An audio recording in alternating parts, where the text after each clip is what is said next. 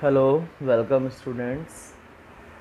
I am Piyush Sharma and this is second poem of Flamingo book and its name is An Elementary School Classroom in a Slum.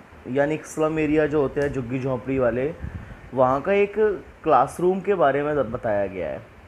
और this poem is written by Stephen Spender, जो कि जिनका जन्म हुआ था 1909 में और जिनकी डेथ हुई थी 1995।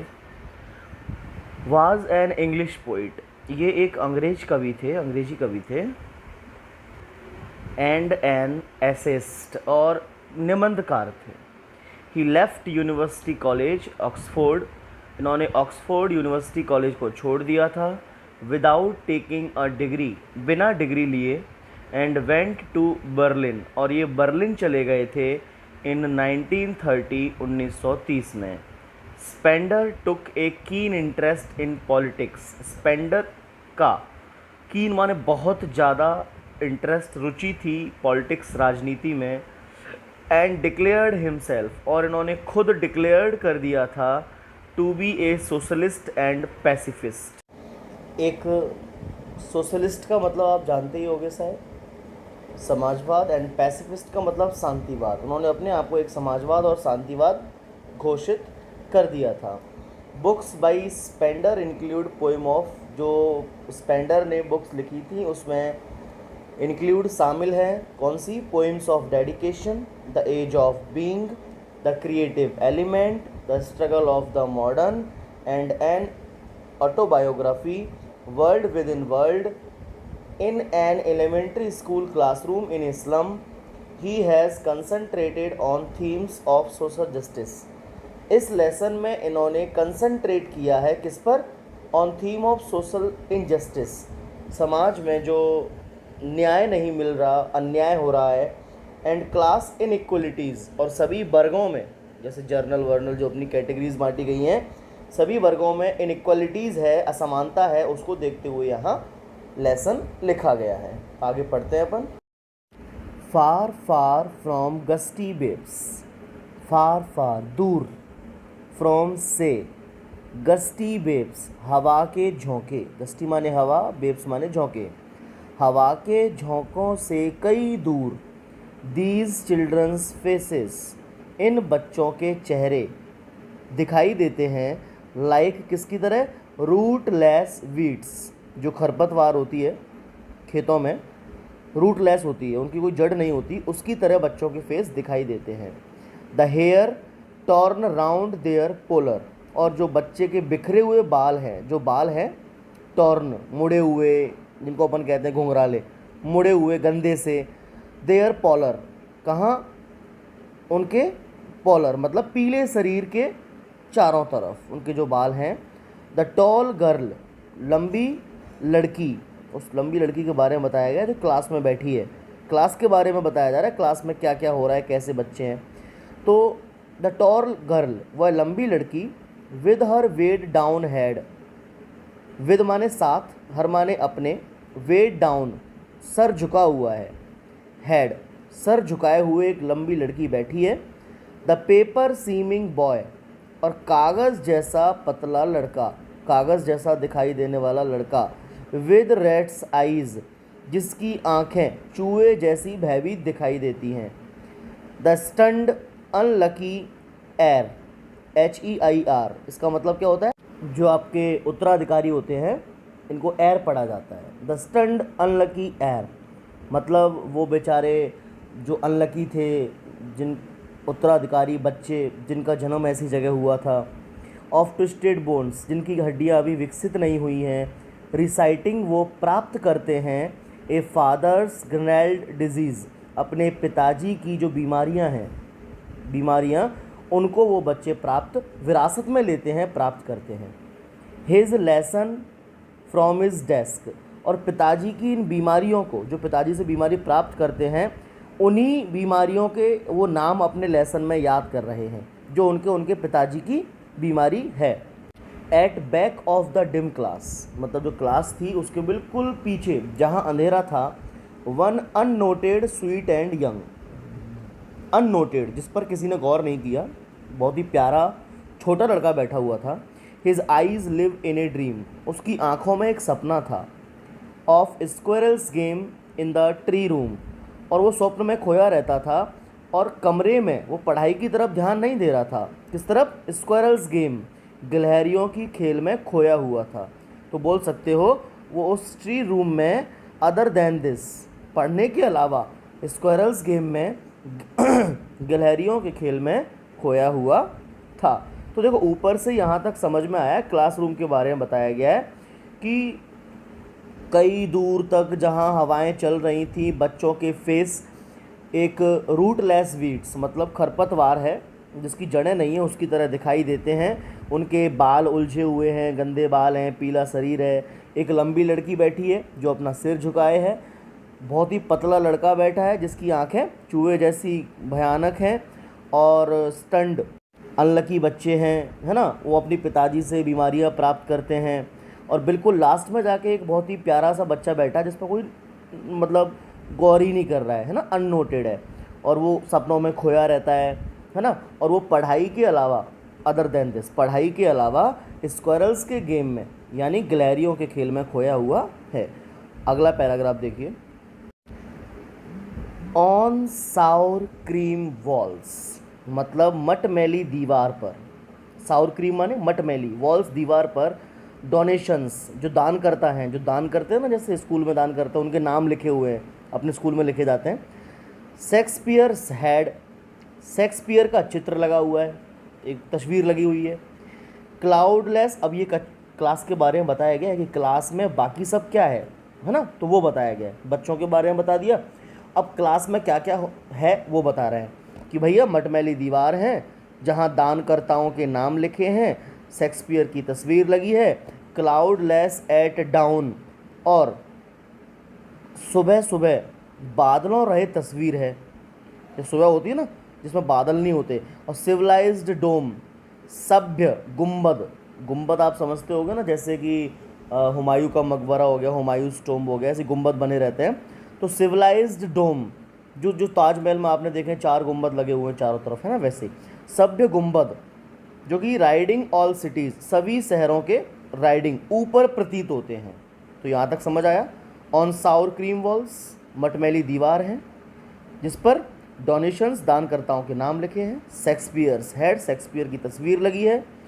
और क्या तस्वीर लगी है? क्लाउडलेस, बादल रहित, एट डाउन, सुबह सुबह जो आसमान होता है जिसमें बादल नहीं होते वो तस्वीर है। और सिविलाइज्ड डोम राइडिंग ऑल सिटीज़, और सभी शहरों के ऊपर ऐसा चित्र है जहाँ सभी शहर हैं और सभी शहरों के ऊपर एक सभ्य गुंबद दिखाई दे रहा है, ऐसा प्रतीत होता है। बेल्ड फ्लोरी टायरोल्सी वैली, और बड़ी सुंदर फूलों वाली टायरोलिस घाटी की तस्वीर है। कौन सी? टायरोलिस घाटी की तस्वीर है। ओपन हैंडेड मैप, एक मानचित्र है जो कि कैसा है? Open handed. ओपन हैंडेड का मतलब awarding the world it's world, कहने का मतलब ऐसा मैप है जिसमें संसार जैसा है वैसा ही दिख रहा है। द वर्ल्ड इट्स वर्ल्ड, जैसा वर्ल्ड है वैसा ही दिख रहा है। एंड येट, परंतु, फॉर दीज चिल्ड्रन, इन बच्चों के लिए, दीज विंडोज़, ये खिड़कियाँ ही इनका मैप है, ये खिड़कियाँ ही इनका संसार है। जो क्लास में खिड़कियाँ हैं वही उनका संसार है। Not this world there world, ये संसार उनका संसार नहीं है, ये खिड़कियाँ ही इनका संसार है। वेयर, जहाँ से, all there futures painted with a fog, जहाँ इनका जो भविष्य है उस पर धुंध छा गई है, कहने का मतलब है फॉग से पेंट हो गया, कहने का मतलब उनका भविष्य जहाँ से उनको अंधकारमय दिखाई देता है। ए नैरो स्ट्रीट, एक पतली सी गली है। सील्ड, जो कि आसमान से ढकी है। ए नैरो स्ट्रीट, एक पतली गली में बच्चे रहते हैं। सील्ड, जो कि ढकी है किससे? लैड स्काई, लैड स्काई का मतलब होता है फीके रंग वाले आसमान से ढकी हुई है। फार फार फ्रॉम रिवर्स, और कई दूरी पर नदियाँ, कैप्स, चोटियाँ, एंड स्टार्स, और तारे, है ना, वर्ड्स, शब्दों के तारे दिखाई देते हैं जिनका जिक्र, मतलब इन सभी का, रिवर्स का, कैप्स का और तारों का, इनका जिक्र केवल वर्ड्स में होता है, शब्दों में होता है, अर्थात किताबों में होता है। बच्चों को ये सब दिखने वाले नहीं है। ना ही बच्चों ने कभी नदियाँ देखी, ना ही चोटियाँ देखी, ना ही तारे देखे। उनका जो दुनिया है वो उनकी दुनिया क्लासरूम है, और वही जहाँ वो स्लम एरिया में रहते हैं वही उनकी दुनिया है। ये खिड़की उनकी दुनिया है। उनका फ्यूचर जो है अंधकारमय है। और रिवर्स, कैप्स, स्टार्स, ये सब सारी चीज़ें सिर्फ उनको शब्दों में ही दिखाई देती हैं, बाकी ये सब रियलिटी में उनके लिए नहीं है। तो ये आपका सेकंड वाला हो गया। अभी इसके नेक्स्ट चलते हैं। Surely Shakespeare is wicked. ये बात पक्की है कि शेक्सपियर काफ़ी दुष्ट है, ऐसा कवि ने यहाँ बोला है। The map is a bad example. और जो ये मानचित्र है वो भी बच्चों के लिए बहुत ज़्यादा गलत उदाहरण है। With ships and sun and love tempting them to steal. कहने का मतलब है कि ये जो बहुत ही बैड एग्जाम्पल है, जहाँ शिप्स है, सूरज हैं, प्यार है, ये सब them to steal for lips, उनकी ज़िंदगी को, है ना, उन्हें चुपचाप करने के लिए प्रोहित करता है। मतलब बच्चे चुपचाप रहें इनको देख के, ऐसा बताता है। ये जो उदाहरण है ना, ये बच्चों के लिए सही नहीं है। क्योंकि आगे देखिए, फॉर, क्योंकि lips that slightly turn in their crammed holes.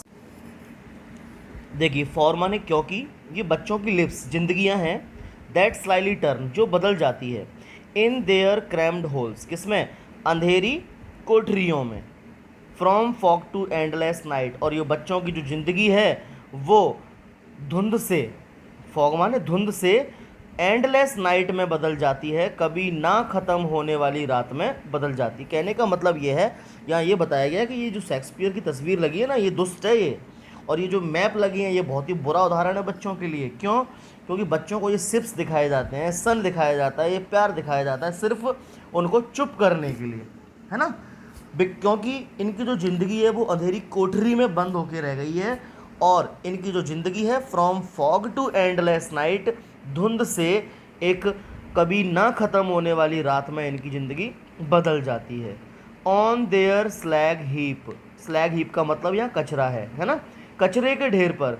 These children wear skins peeped, कचरे के ढेर पर ये बच्चे बैठे रहते हैं, और बैठे हुए ये बच्चे, इनकी जो स्किन है, त्वचा ऐसी है, कैसी त्वचा है इनकी, आगे देखिए, पीप्ड थ्रो बाई बोन्स। मतलब कहने का मतलब यहाँ ये है, इसको आप प्रॉपर अर्थ से ना लें।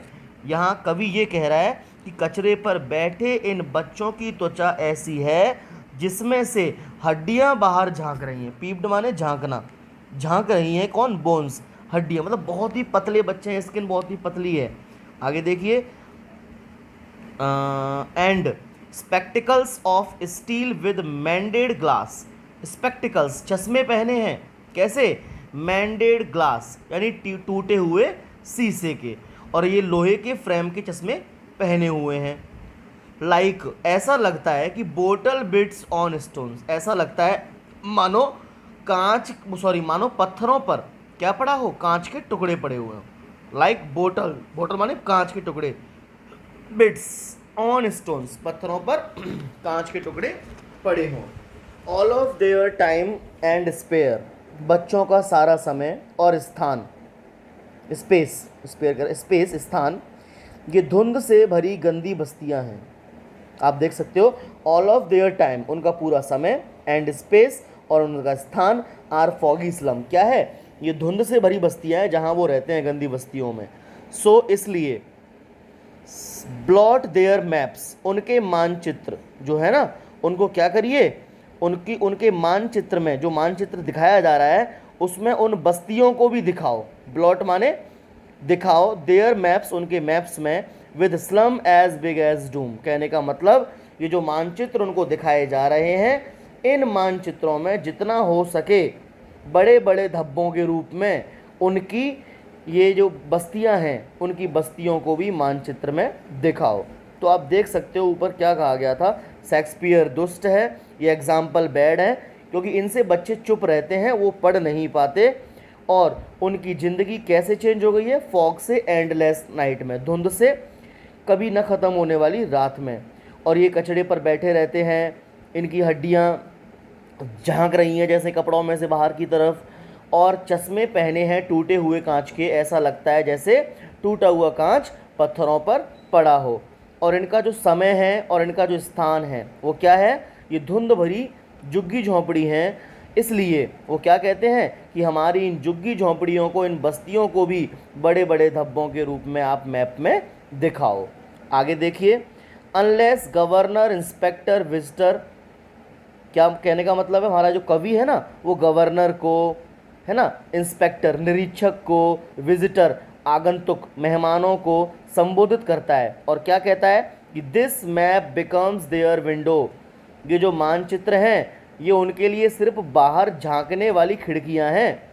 And these Windows that shut upon their lips like catacombs, और ये बाहर झांकने वाली जो खिड़कियां हैं ना, ये जो उनके जीवन को कब्र में जाने वाले रास्तों की तरफ ढके हुए हैं। कहने का मतलब ये जो मैप है ये उनके लिए खिड़कियां नहीं हैं और ये उनके लिए कैटाकॉम्स का काम करती हैं। बेटा यहाँ कैटाकॉम्स जो वर्ड आया हुआ है उसका मतलब होता है कब्रिस्तान, कब्रिस्तान का काम करती हैं। ब्रेक ओ ब्रेक, अरे तोड़ दो किसको, इन खिड़कियों को, है ना, इस मैप को हटा दो यहाँ से, तोड़ दो। Till they break the town, नहीं तो वे पूरे शहर को तोड़ देंगे। कहने का मतलब कि अर्थात अगर इन बच्चों को सही शिक्षा नहीं मिली तो ये बस्तियाँ इस तरह ही बढ़ती जाएंगी और एक दिन पूरे शहर पर छा जाएंगी। इसलिए इन मैप को हटा दो, इन खिड़कियों को तोड़ दो। And show the children to green fields, और इन बच्चों को हरे खेत दिखाओ। क्या दिखाओ, हरे खेत। And make their world run azure on gold Sands, gold माने सुनहरा, सैंड माने रेत। और इन बच्चों को हरे खेत दिखाओ और उनके संसार को, उनके वर्ल्ड को सुनहरी रेत पर, किसकी तरह, एज्योर, एज्योर माने नीला आकाश, उनके संसार को इस सुनहरी रेत पर बाहर निकालकर नीले आकाश की तरह बसाओ, नीले आकाश की तरह बनाओ। आगे देखिए, और वो कहता है कि दौड़ो, रन, दौड़ो, into books the white and green leaves upon, बिना किसी रोक टोक के इन जो ज्ञान है ना, ज्ञान, बुक्स का मतलब यहाँ ज्ञान से है, इस ज्ञान के हरे और सफ़ेद प्रश्नों तक पहुँचो, दौड़ो वहाँ तक। क्यों, क्योंकि history their whose language in the sun, history their whose, इतिहास सिर्फ उन्हीं का है, उन्हीं लोगों का है। लैंग्वेज इन द सन, जिनकी भाषा में सन है, सूर्य है, चमक है, इतिहास उन्हीं का है। इसलिए दौड़ो, ज्ञान प्राप्त करो, इन ज्ञान के हरे सफ़ेद पन्नों तक पहुँचो। बेटा देखिए यहाँ क्या कहा है उसने कि भैया गवर्नर, इंस्पेक्टर, विजिटर को संबोधित करते हुए कहा है कि ये जो मैप है ना ये उनके लिए खिड़कियाँ बन जाती हैं और ये खिड़कियाँ कैटाकॉम्स की तरह हैं, उनका कब्रिस्तान बन के रह जाती हैं। इसलिए वो कहता है कि ब्रेक ओ ब्रेक, अरे तोड़ दो, इन खिड़कियों को तोड़ दो और इन बच्चों को ग्रीन फील्ड्स दिखाओ, इनको सुनहरे रेत पर नीले आसमान के नीचे दौड़ाओ, इनकी दुनिया बनाओ और इनको किताबों के सफ़ेद हरे पन्ने पर दौड़ने दो। क्योंकि इतिहास उसी का होता है, इतिहास उन्हीं लोगों का होता है जिनकी भाषा में चमक होती है, चमक मतलब सन, जिनकी भाषा में सूर्य होता है। तो आप चारों जितने भी मैंने पढ़ाया अभी तक, इन सभी का रिवीजन करके देखिए और अगर आपको कोई प्रॉब्लम आती है किसी भी लाइन में, वर्ड में, तो आप मुझे कमेंट करके बताइए, मैं आपको समझाऊंगा, या व्हाट्सएप ग्रुप जो बनाया हुआ है उस पर मैसेज करके बताइए, ठीक है। बहुत ही इजी है। और अभी हम इसके कल मैं वीडियोस डालूंगा जिसमें एक्सट्रैक्ट रहेंगे, क्वेश्चन आंसर्स रहेंगे और जो इसके अंदर, इस पोएम के अंदर जो अच्छे अच्छे वर्ड आए हैं, जिस वर्ड को यूज़ किया गया है, उन वर्ड का मीनिंग क्या है, वो सब मैं आपको अपलोड यहीं किए दे रहा हूँ, उन वर्ड का मीनिंग क्या है। ओके।